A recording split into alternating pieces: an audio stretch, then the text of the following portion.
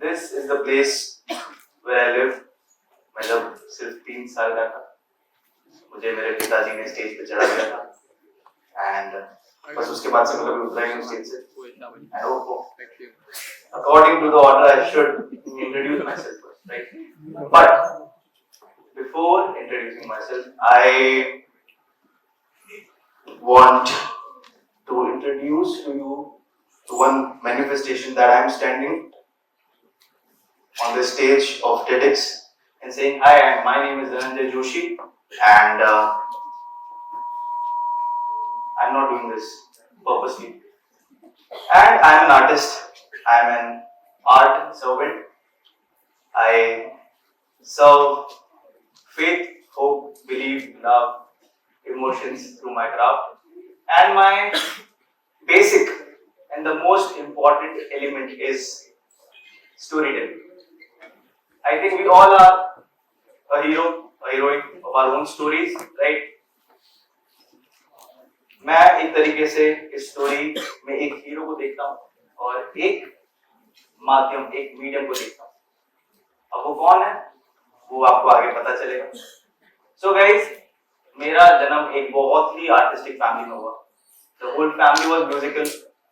मेरे दादी एक साइड भजन करती थी, मेरे पापा एक साइड किशोर कुमार जी, रफी साहब, मुकेश जी, इन सबके गाने गाते थे. अपने प्रोग्राम्स में फ्रंट चेयर पे बिठा देते थे and he used to perform "Ye आलम भी अजब होगा" and I used to see him and I used to see the audience वो खुश हो रहे हैं and I used to feel कि अरे तो हीरो है यार, ऐसा बनना है. लाइक मेरे रोल मॉडल मेरे घर पे, मुझे पता चल गया था मुझे कैसा बनना है. कभी उनकी वजह से, बिकॉज मुझे सारी चीजें कुदरत के थ्रू मिली हैं, एक तरीके से विरासत में मिली हैं. मुझे कभी सारे गामा पादा नीसा सीखना नहीं पड़ा. मुझे आज भी याद है वो हारमोनियम पे बजा रहे थे, उन्होंने बोला ये देख ऐसा होता है, ये स्वर होते हैं, and I was doing it. I was seeing him doing yodeling. So basically yodeling is going to falsetto. So it's sa sa. So it's a falsetto. So I used to see him doing this very easily. I used to feel यार मैं dance करना भाई. तो मैं पुणे में जाता था, क्योंकि मैंने चेक किया मैं कर पा रहा हूँ क्या, और मुझसे एक बार में हो गया. तो एक तरीके से मुझे लगा कि यार मैं तो सिंगर बनूंगा, मैं सिंगर बनूंगा.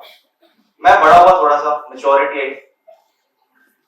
I discovered that यार मैं नाचता बड़ा अच्छा हूँ. मतलब इस पे ज्यादा तालियां मिलती मुझे. गा रहा हूँ तो कुछ बोल नहीं सकता, सब बोल रहे हैं हाँ उसके पापा बढ़िया गाते गाते हैं, पर डांस मेरा है, इसमें मुझे कोई कुछ नहीं बोलता. सो मैंने डांस करना शुरू किया और फिर जब मैं और बड़ा हुआ तो मुझे ड्रामा, सिनेमा, इन सब चीजों से प्यार हुआ. और ये जानने को मिला कि मेरी जो दादी उनको राष्ट्रपति अवार्ड मिल चुका है भारतनाट्यम में. ये सब तो ये सारी चीजें फ्रेंड्स बना रही थी कि यार ये हो क्यों रहा है मेरे साथ, तो ये कैसे हो रहा है. Everything was going so natural. And जब और बड़ा हुआ तो मुझे मालूम पड़ा कि ये सब तो अलग अलग चीजें हैं ही नहीं, ये तो एक है. एवरीथिंग इज इंटरलिंक्ड और I have that ability to make them look one. When I'm performing, I'm not just performing, I'm emoting and telling everything. So through my stories and my incidents, my experiences, I got to know about some things. अब हम भले बहुत अलग stream हैं, हमारे बीच में दीवार है. अगर एक तरीके से मैं देखूं तो मैं अपने आप को बहुत प्रिविलेज मानता हूं कि मैं खड़ा हूं, क्योंकि मेरा दिल जानता है कि जब पढ़ाई की बात आती तो मैं कहां पर हूं. बट बहुत जल्दी समझ आ गया कि मेरी पढ़ाई नहीं है, और बहुत जल्दी ये भी समझ आ गया कि चाहे कोई भी स्ट्रीम हो, कोई भी क्राफ्ट हो, कोई भी आर्टिस्ट्री हो, कोई भी फॉर्म हो, सब में सेम रूल्स हैं और बहुत बेसिक रूल्स हैं. तो आज कहीं ना कहीं मैं आप लोगों से शेयर करूंगा. एंड जो चीज आपको काम में है वो रख लेना, बाकी निकाल सकते हैं. हमारे शरीर से बाहर किसी और चीज को चेस करते हैं जो हम नहीं है, जो नहीं बन सकते, उसको चेस करते हुए उसके पीछे भागते रहते हैं, और जब तक वापस आते हैं तब तक बहुत देर हो चुकी होती है, हम मर चुके होते हैं. सो बहुत जल्दी ये चीज में सीख गया था कि ये जो मेरी इंडिविजुअलिटी है, ये जो मेरे पास है, जिसको मैं कभी अपनी जिंदगी में एक वीकनेस समझता था, क्योंकि मैं बहुत अनयूजुअल हूं, लाइक माय क्लोथ्स, जल्दी एक्सेप्ट नहीं होता हूं, डाइजेस्ट नहीं होता हूं लोगों को, लोग फटाफट जज कर सकते हैं, right? But I used to think यार ये मेरे अंदर प्रॉब्लम है, ये अच्छी चीज नहीं है, वो चेंज करनी पड़ेगी। बट यही मेरा वेपन बना। I found my self again अंदर रहते हुए, और ये भी चीज सीखी कि हमको बोला जाता है कि लाइन में मत लगो, भेड़ चाल मत करो। मैं कहता हूं लाइन में लगो, भेड़ चाल करो, आपको लगना पड़े, हम एक दूसरे के बीच में ही रहते हैं, राइट? बट अपने शरीर में लेके, अपने शरीर में रहकर उस लाइन में रहे, ताकि अगर ऐसा लगे कि यार ये लाइन नहीं है मेरे लिए, तो आप अपना बोरिया बिस्तर लेके कहीं और जा सको, right? I am making sense? So guys, if हम किसी भी स्ट्रीम में हो, ये चीजें जो मैं बोल रहा हूं, ये हर जगह काम आएगी। स्टे विद इन, जो तुम हो बेस्ट हो। और ये सारी चीजें मेरे अंदर कोई मेंटोर, कोई इंसान की वजह से नहीं आई। मैंने हर दिन इंट्रोस्पेक्ट किया कि क्या हो रहा है। बहुत टफ लाइफ है, क्योंकि मैं एक एल्डर सन हूं, एक मिडिल क्लास फैमिली का। बहुत जल्दी मुझे समझ आ गया था कि मेरे ऊपर जिम्मेदारी आने वाली है। मेरे घर पे रहते हैं 10 लोग, तो तुम 10 लोगों का राशन और इलेक्ट्रिसिटी गिनो। तो मैं जानता था कि मुझे काम करना पड़ेगा, और मैं बड़ा बेटा हूं। सारे अगेंस्ट थे मेरे, सिवाय मेरे पापा के, क्योंकि वो आर्टिस्ट बनना चाहते हैं। अच्छा, लेट मी टेल यू मेरे पापा क्या क्या कर सकते हैं। तो ये उंगलियां है मेरे पास। मेरे पापा गाना गा सकते हैं, मेरे पापा डांस कर सकते हैं, मेरे पापा एक्टिंग कर सकते हैं, मिमिक्री कर सकते हैं, ठीक है, मिक्स स्केच, किसी का भी सामने बैठ के मल्टीपल इंस्ट्रूमेंट बजा सकते हैं, और हाथ खत्म हो जाएंगे, और मैं उनका 1/4 पार्ट। और मेन चीज, उन्होंने मेरे को पैदा कर दिया। तो ये एक ऐसी चीज है कि मेरे घर पे एक मेंटोर था, और उसको मालूम था कि क्या फील होता है जब हम के अंदर पोटेंशियल है, and because of situations, timing, anything, वो नहीं बन पाता तो क्या होता है। तो उसने मुझे हर एक जगह सपोर्ट किया। एक तरीके से वो मेरी नींव थी। और बहुत जल्दी स्कूल खत्म हो गया, और अचानक ये सारी बातें जो फिलोसॉफिकल बहुत अच्छी साउंड करती है, थोड़ा डराने लग गई। सबने बोला कॉलेज कर ले, कुछ कर ले, तेरे पास कुछ बैकअप होना चाहिए। हमारे पीछे कुर्सी पड़ी हुई, मैं एक एग्जांपल देता हूं कुर्सी के through. Now just imagine I am sitting, right, और मेरे पीछे एक टेका है। क्या मैं टेका लूंगा? क्या मैं पीछे लीन डाउन होऊंगा? यस। थोड़ी देर बाद मैं ऐसा होऊंगा, थोड़ी देर बाद मैं ऐसा होऊंगा, और फिर मैं जिंदगी भर ऐसे ही रहूंगा। नाउ जस्ट इमेजिन कि मेरे पीछे ये टेका नहीं है, ये डिपेंडेंसी नहीं है। क्या मैं पीछे जाऊंगा? Same goes with life guys. जब आपके पास कोई प्लान भी नहीं रहता है, तो आप हमेशा अपने टोस्ट पे रहते हो और अपना बेस्ट दे पाते हो। तो मैंने प्लान कर रखा था कि मैं कोई प्लान भी नहीं लूंगा।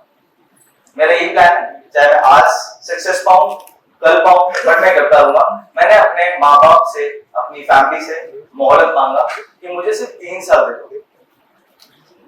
आप शायद सोच रहे हैं मैं ग्रेजुएट हो जाऊंगा, वो डिग्री आएगी, उससे मैं काम करूंगा, फिर जो तू करना चाहता है वो तू कर। तो मैं आपको एक वादा करता हूं, उससे पहले मैं कुछ कर चुका हूं। आप एक बार मुझको भरोसा करके देखिए, और वो जो पैसा आप वहां इन्वेस्ट कर रहे हैं, आप कहीं मत करिए। मैं लगा उन दिनों मैं बहुत अकेला रहने लग गया, and I used to run, and while running I used to cry. That एक पैटर्न बन चुका है। मैं उठ रहा हूं, मैं खाना खा रहा हूं, आई एम प्रैक्टिसिंग, कुछ नहीं हो रहा है, मैं सो रहा हूं, और यही चले जा रहा है। There was a pattern. बहुत जल्दी जिसको मेरे ऊपर सबसे ज्यादा भरोसा था, वो मेरे पापा, उनको भी भरोसा हटने लग गया। उनको ऐसा लग गया कि उनको अपने ट्रिगर्स काउंट करने लग गए कि मैं भी नहीं बन पाया, कैसे होगा, क्या होगा, question mark question mark question mark, everything was going. But then suddenly सबके पापा, उनका नाम है कोरोना पापा। डांसर्स की जिंदगी स्पेशली खत्म हो चुकी है। हम लोग सब घर पे आते, सब दुखी थे, सब रो रहे थे, सिवाय मैं बहुत खुश था, क्योंकि अब मुझे मौका मिला है कि अब मैं बस अपनी प्रैक्टिस कर सकता हूँ। मैं बहुत खुश था। मैंने 2020 में अपनी पूरी जान लगा दी। मैं अपने ही घर में होकर घर नहीं जाता था, मेरे अपने छत पे मेरे पिताजी ने मेरे लिए एक स्टूडियो खड़ा कर रखा था ऊपर। तो मैं उनसे पूछा था तुझे क्या चाहिए, तो मैं उनसे बोला था कि मुझे कुछ नहीं चाहिए, मुझे एक जगह चाहिए बस। तो मैं सो रहा था एक रात और मैं दिन में उठा, मम्मी ने बोला ऊपर जा, जगभग लेके जा, काम शुरू हो।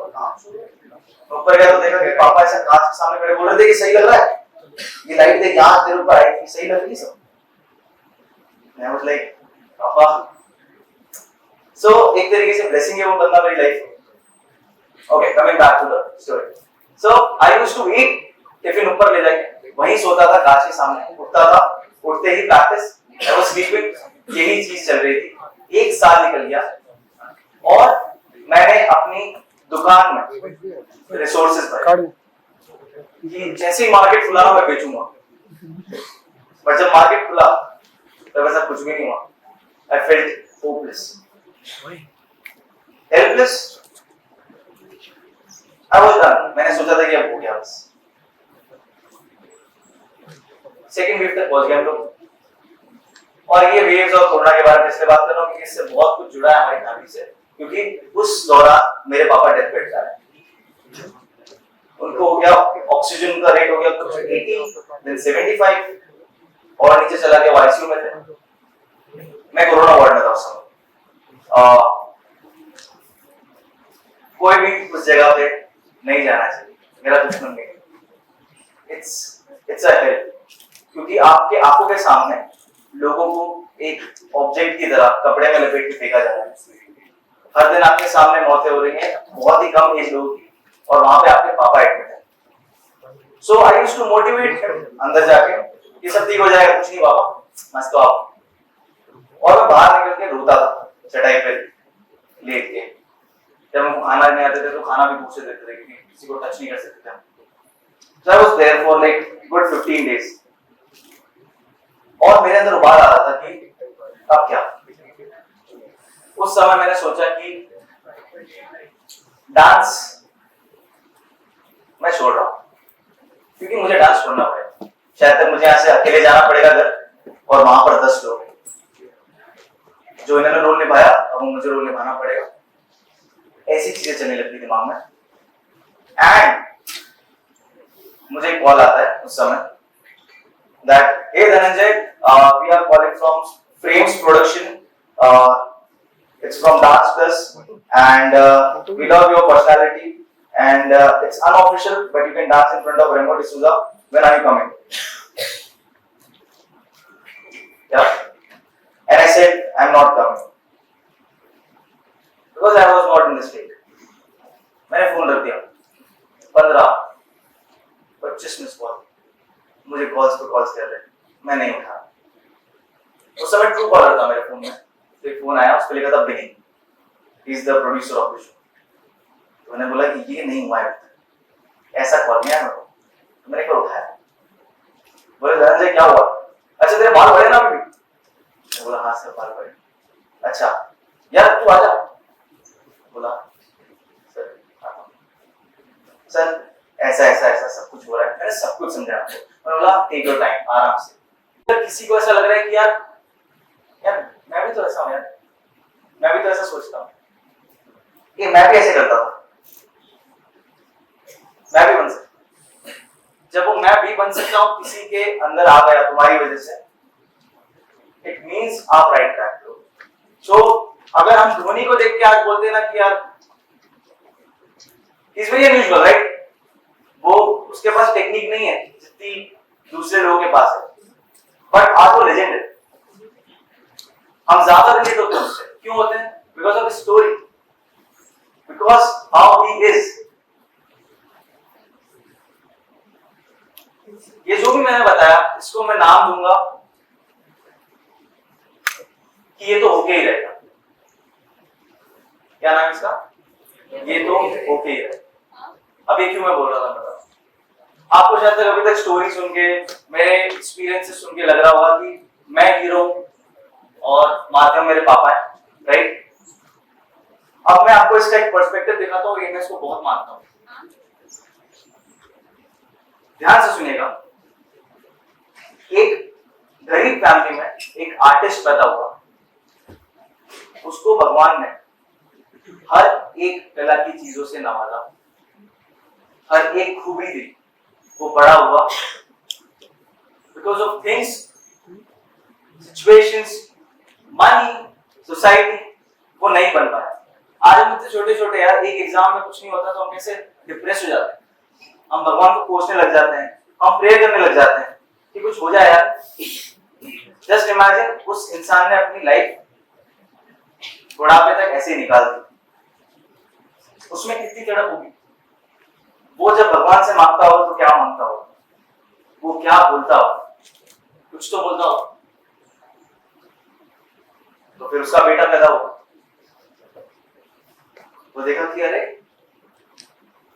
मेरा खून का बचपन मेरे जैसे एकदम सेम टू सेम, ये भी गाना गाता है, ये भी डांस करता है, अरे लोग बोलते हैं ये मेरे जैसा लगता है।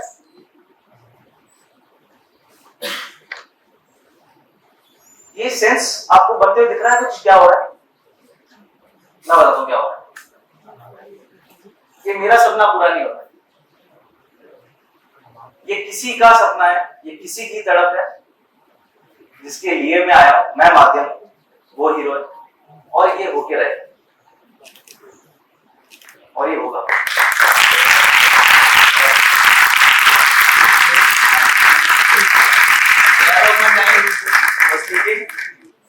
I think I should perform now, right?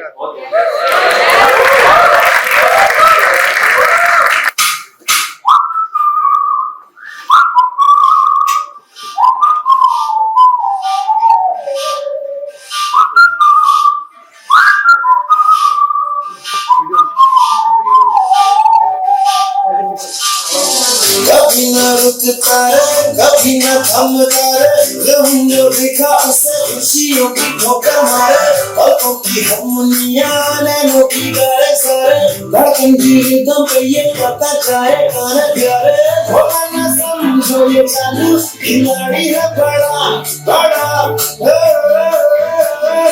सूरज बुझा देगा मारेगा, भूख ऐसी पलैया ऊपर छैया, हर कुछ की ऐसी कैसी आंखों ही आंखों में तेरे बातें